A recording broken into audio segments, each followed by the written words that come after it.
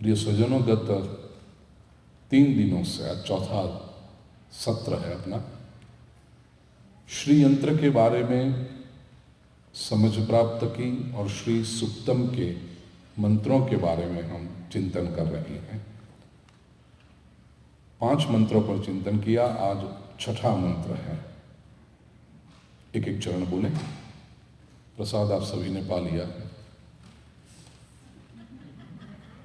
पहले बता दूं ना, बाद में बताना ना पड़े इसलिए।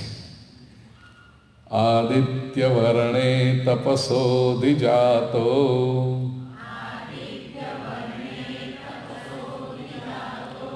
वनस्पतिस्तव वृक्षोऽथ बिल्वः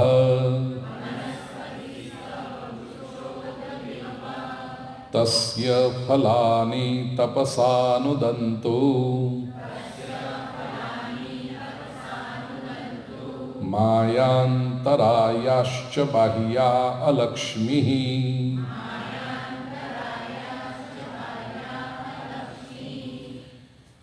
ऋषि कहते हैं, हे आदित्य वर्णे, सूर्य के समान तेजस्वी मां लक्ष्मी। पहले 5 मंत्रों में भी हमने देखा, लक्ष्मी स्वयं तेजस्वी है। लक्ष्मी का उपासक भी तेजस्वी होना चाहिए और लक्ष्मी जिसे चाहिए वह भी तेजस्वी होना चाहिए। लक्ष्मी कभी लालची लोगों के पास नहीं आती। कोई भी स्त्री, जिसे अंग्रेजी में कहते हैं वुमन ऑफ सब्सटेंस, वो तेज पूजक होती है। वो केवल पुरुष के बाह्य देखाव या रंग रूप के ऊपर नहीं जाती। वो हमेशा चाहती है कि मैं जिसकी बनूं वो तेजस्वी होना चाहिए, वो इंटेलिजेंट होना चाहिए, उसका एक अपना प्रभाव होना चाहिए। He should stand out in masses. 10-15 लोग खड़े हो तो उसमें एक टॉम डिक एंड हैरी के समान जो मिल जाए वो ऐसा नहीं, जिसका प्रभाव अलग।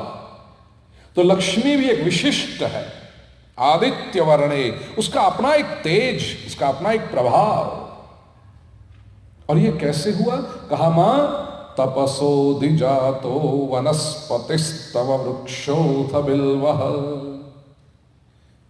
ये तेज तेरे पास कहां से आया है? मां, तूने तपस्या की है। याद रखना, व्यक्ति, किसी भी व्यक्ति के चेहरे पर आप तेज देखो, वो तेज कभी वो लिक्विड लगाकर या पाउडर लगा के नहीं आती, उसके लिए तपस्या करनी पड़ती है।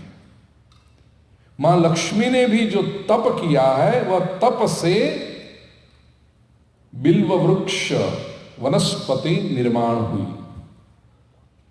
मां तेरी तपस्या से बिल्व वृक्ष वनस्पति निर्माण हुई।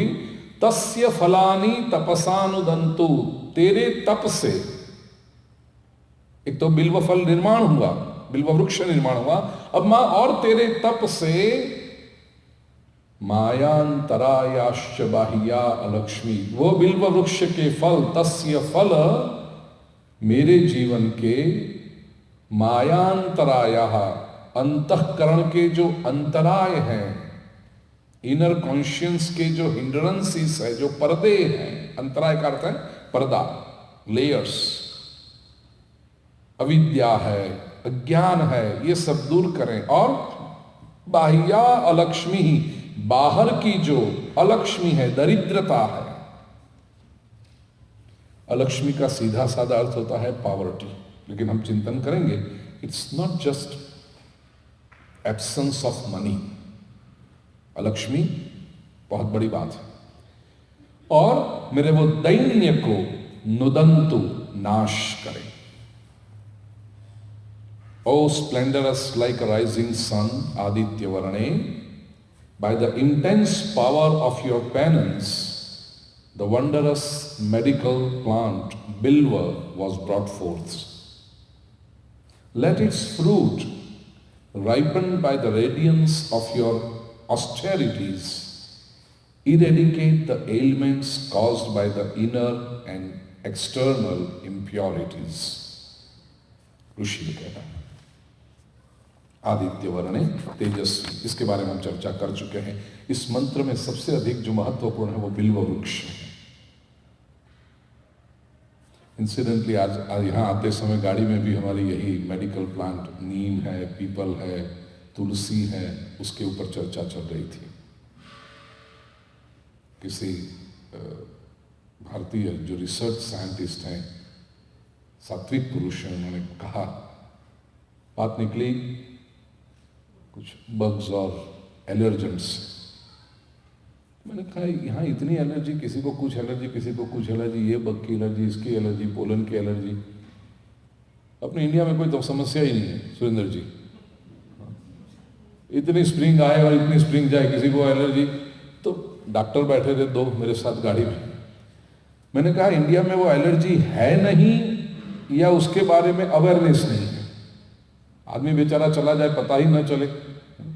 लोग कहते हैं भगवान ने उठा लिया, ये पता ना चले कि एलर्जी की वजह से गया। तो ये तो नहीं है। इज इट इग्नोरेंस और it is actually absence of allergy?